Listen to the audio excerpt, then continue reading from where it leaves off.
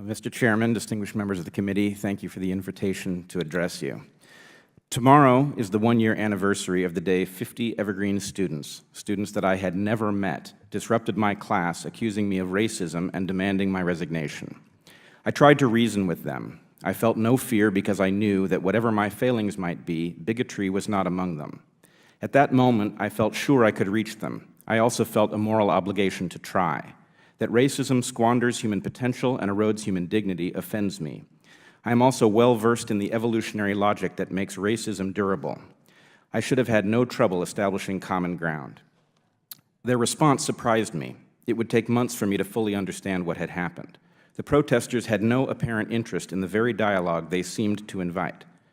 I was even more surprised by the protesters' fervor in shouting down my actual students, some of whom had known me for years. The cruelty and derision reserved for students of color who spoke in my defense was particularly troubling. If not discussion, what did they want? I was one of Evergreen's most popular professors. I had Evergreen's version of tenure. Did they really think they could force my resignation based on a meritless accusation?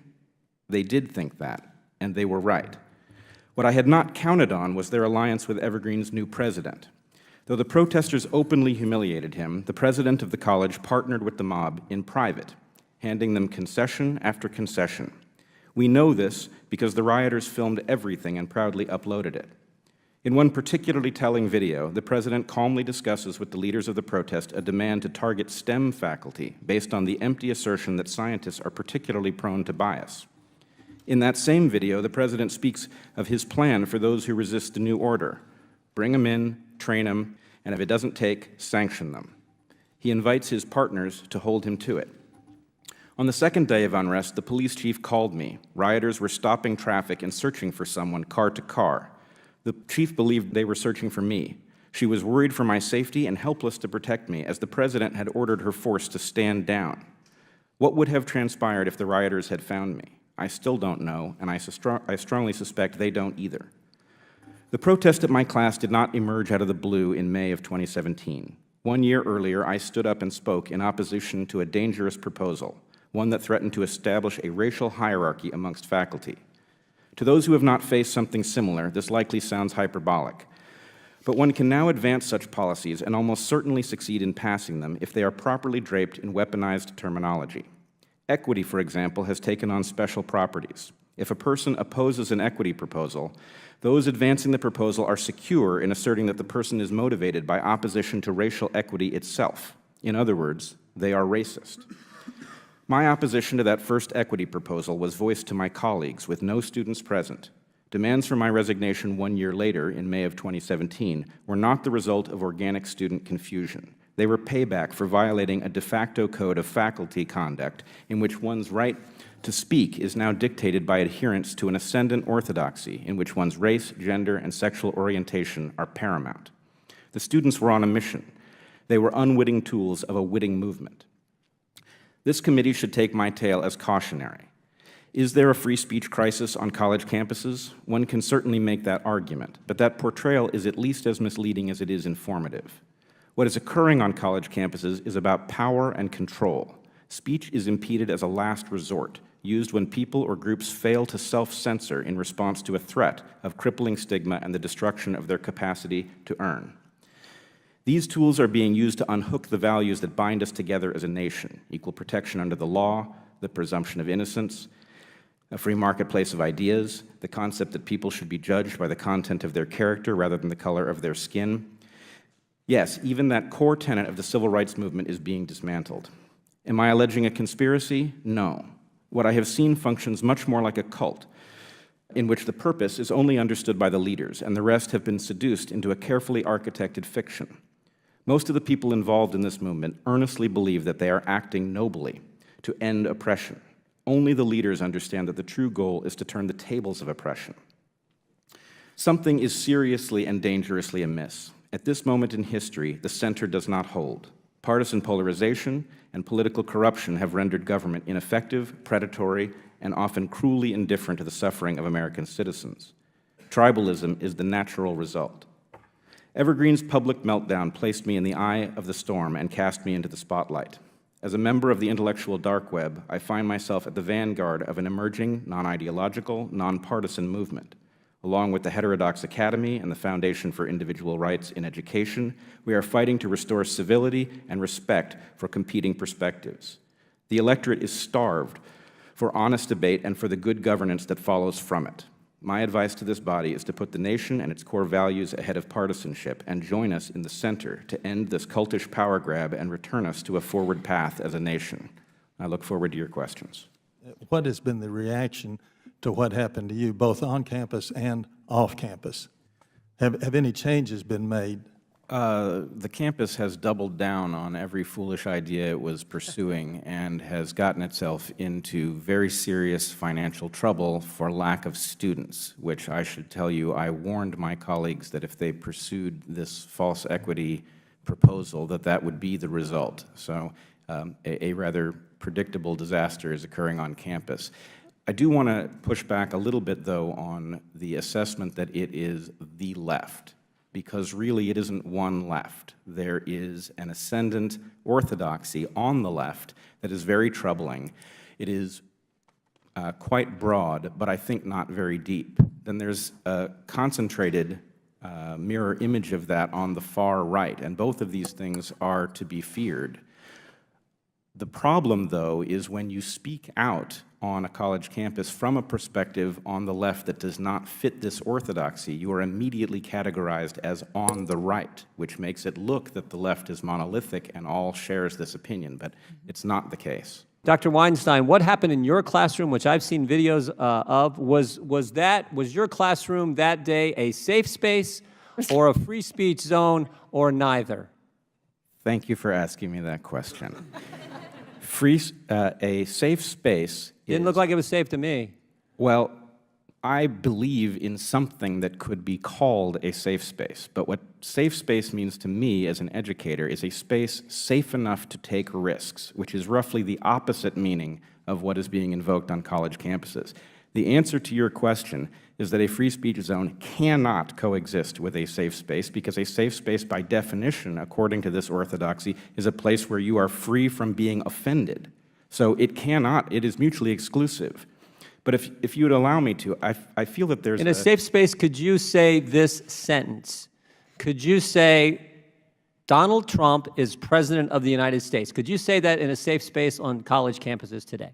Well, it depends which version of safe space you mean. If you mean a safe space the way it is used in common parlance on college campuses today, then the question of whether or not you can say it is contingent on whether or not somebody will be offended by that observation. Now think about that. You can't even state a fact, provable, right? I saw his tweet this morning. It's provable. He's the president, right? Mr. Chairman. So you cannot do that. This shows the absurdity of what is going on campuses, and you have lived it in a physical way. Dr. Stanger has lived it in a physical way. This is what is scary. Dr. Stanger is raising her head. Mr. Weinstein, you have the floor, so you'd have to yield time to her.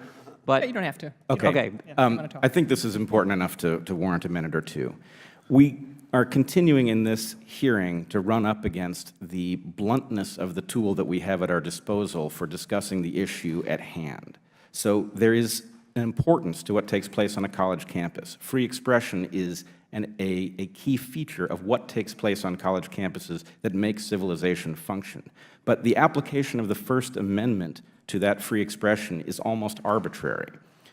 Does it matter more that something takes place at Evergreen, which happens to be public, than if it takes place at Harvard, which happens to be private? Do those distinctions even make any sense when fully 80% of the funding that drives Evergreen is private tuition money, and I don't know what fraction, but a very large fraction of what drives Harvard is NIH and NSF money?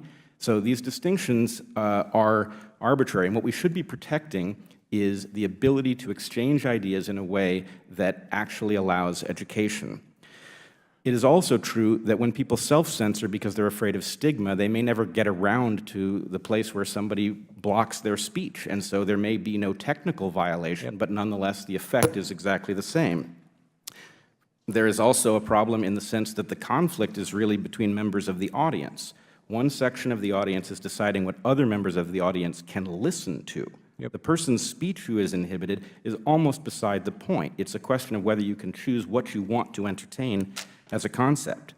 And then when this jumps the fence and leaves the college campuses and moves into the outer world, we're going to run into an even bigger problem, where the tech sector is now the de facto governance apparatus for the new public square, and it's private, so the First Amendment doesn't apply. Take the example of Harvard, which you talked about, Dr. Weinstein, whether it's DoD funds, whether it's NIH funds, or whether it's Pell Grant funding. There are so many federal dollars that underpin the way Harvard functions and their budget on an annual basis. And the fact that the university can penalize students because they join an outside organization, zero affiliation with Harvard, they're not allowed to be sports captains, they're not allowed to be considered for fellowships, and I think that is a significant overstep of the university's role. I wanted to give other panelists an opportunity to respond. Dr. Weinstein. Well, the first thing to say is I'm not a legal expert, but I would certainly support the idea that leverage generated by the funding that is given by the federal government would morally be justified to use that to make sure that college campuses protect the free expression.